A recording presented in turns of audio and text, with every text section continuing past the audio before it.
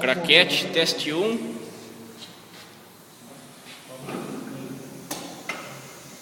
Ó, rapaz, tá travando. Mas aí é do...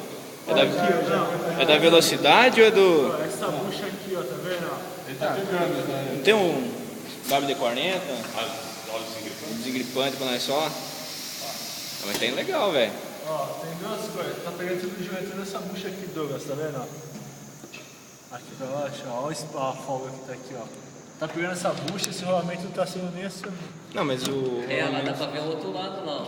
Se eu olhar, dá pra ver o outro lado. Tá chegando tudo pra cá, ó. É, esse lado, né, Léo? Porque aqui também eu tô achando que tá ficando fraco, hein? É, o Leandro falou que tem material pra fazer uma bucha. certo que uma bucha? Não, esse aqui tem que ser soldado, né? A gente... Ah, não, esse soldado aqui, não, que a gente furado, né? põe Ele vai reforço, pôr reforço. Segura aí, Léo. Ô, Lars, filma aí o teste. Ó, tinha que filmar lá esse uniforme da... Os caras faltam.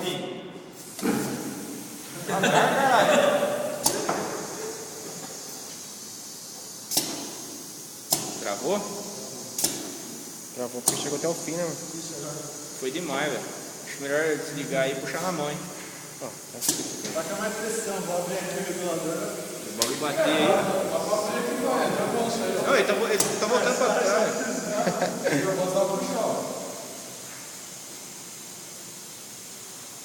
É só.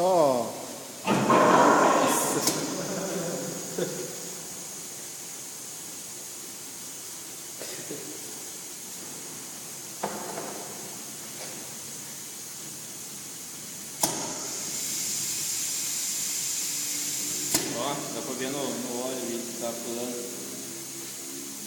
Tá. Aqui o certo é fazer essa força, né? Ó. Só foto aí, só quero ver isso aí, né?